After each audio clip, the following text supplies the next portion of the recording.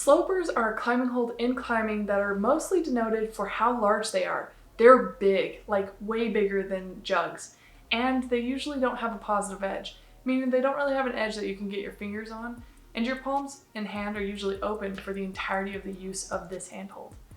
In this video, we're going to go over the different challenges that slopers present, as well as tips that can help you improve climbing on slopers and hopefully get to the top of the project you're working on right now. Stay to the very end though, because I do have a bonus tip. I think you'll find it very helpful, as I don't think I'd be able to finish the sloper climbing hold that I did without it.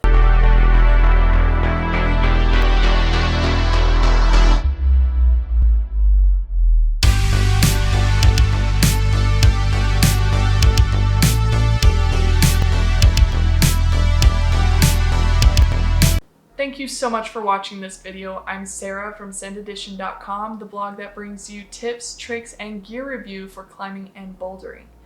If you like this video and find it helpful, please give us a thumbs up and subscribe for our future videos. A little notification bell icon will give you a little ring every time we upload. Now to get started, let's go ahead and look at how you actually approach sloper climbing holds. Be sure to stay to the end though, because we will be sharing a lovely bonus tip at the end, and honestly, it really does help with any kind of climbing, not just slopers. This is a V4, which is perfect because V1s, V2s usually don't get slopers in. V3s, you might have one or two thrown in there. It's not till V4 that you can really see a whole route made from sloper climbing holds. It really does challenge you in every aspect of the sloper needs. These slopers, as you can see from the starting position, there is a right hand start position and a left hand on a different hold. And you can tell this because the tag on one says a V4 and the other one is just a blank tag. Now some gyms will have tape or words that say starter holds. But if you aren't already familiar with that, check out this video that I have. It's for first timers at the bouldering gym. It is pretty different from bouldering outdoors, so go ahead and check out that video. Gives you some fun tips on that. And then also we've got this 1 foot hold. So you've got a left foot that needs to be placed on something, and your right foot will likely smear. Let's evaluate the holds themselves. So these are not the most friendly slopers. Sometimes slopers are porous all the way around, meaning that you can grip any edge of it. These ones, however, have shiny sides, just these little pieces of plastic that are really slippery, which I've indicated with a blue color here. And then there's this small section which is green, and this is actually porous, where you can actually get some friction and really hold your fingers on. Of course, that's not very helpful in this case because the angle of how open your hand has to be is pretty significant. As you see on the left hand, it's fully open. I've got my palm and my fingers and my thumb all addressing the rock, and this is just to get as much friction as possible. On my right hand, I have a little bit of relief because it's a little bit more curved. It's definitely not jug status, but that extra curvature allows you to grip just enough that you can put additional weight on your right side, which is perfect for that left foot hold. So this brings us to our first tip, which is keeping your center of gravity directly below the holds. Now, most climbers, what they'll tell you is get your head beneath the holds. This is definitely not a situation where you can, especially when you have long legs like mine. Instead, what you can do, and I've actually found this to be really helpful in multiple occasions, is to actually put your elbows up against the wall underneath the hold. And what that does is it gives you the grip that you would get, and the center of gravity moves to be your core, which is directly under the holds, without having to get all the way down there. And this is important because say we did and we were able to get our body all the way underneath and our head down below, we would have to then lift our body up into this position to get to be able to reach the next hold. So this really is optimal. And as you can see, I have my elbow in as far as I can. It's as close to the wall as possible. My hip is a little bit in the way, but to be honest, the importance of having your hip as close to the wall is much more important in this case. Just moving right into the next tip is to actually leverage any edge that you might be able to find on the sloper, any positive edge. So I mentioned earlier that there was a slight positive edge on the right hand. Well, in the next hold that I'm about to reach up to, at the very end of the hold, there is a slight positive edge. But from this low position, I'm not able to get, my fingers aren't long enough and my wrist isn't in the position where I can actually take advantage of it. So what I did was I turned my hand out and my finger was able to reach that backside because it was touching the wall, be able to reach it just for enough time, because it is quite uncomfortable on your wrist, just enough time that when I do have the height to turn my wrist, I do turn it out this way. And this turning out actually allows me to press up with my other arm and my leg at the same time. Now, something about this is going into the next tip, which is using large muscles. If you've ever done tricep push-ups where you just push directly in, your elbows are directly beneath you, they're using mostly just your biceps and your triceps. Whereas if you do push-ups and you do with your elbows out, you're better able to engage your pectorals and the back of your shoulders, which are much larger muscles in addition to the biceps and triceps. So that is what I was able to do in this move, was I actually turned my elbow out, and that allowed me to engage additional muscles, which helped me push my body up. So the next part of the climb is one of the very few parts in the climb. There's two parts that you actually move to the side.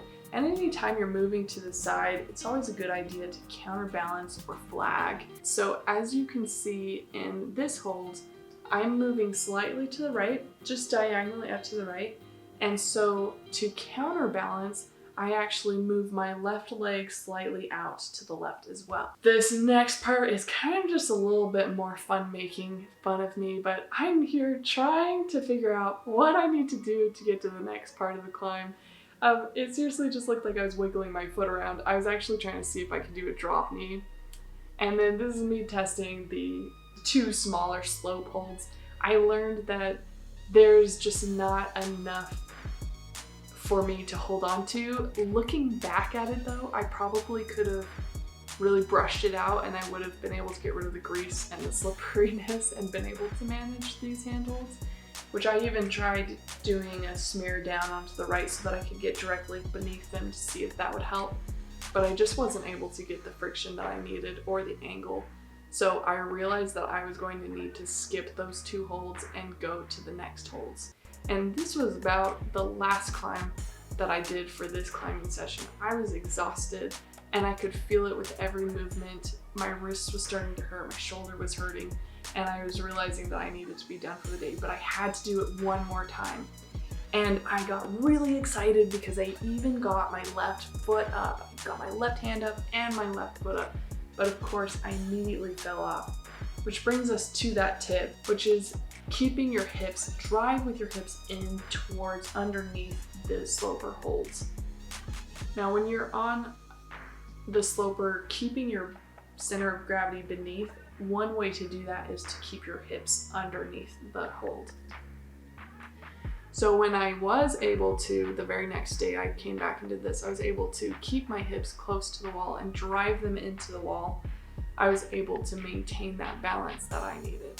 And this is kind of a nice side shot that you can see where my hip is literally just sliding against. I start falling off just a little, but then I regain my composure and I'm able to get my leg. I had figured it out and I was super excited, but then I went to repeat the process and I fell off.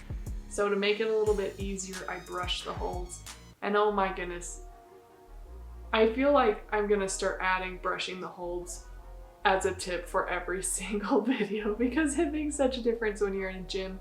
If you're in a gym, handholds get grimy and gross, and I wish this video showed how much dirt and slime came off of this thing because it was a night and day difference when I was done brushing it. This was me actually putting it all together, and as you can see, I chalked up.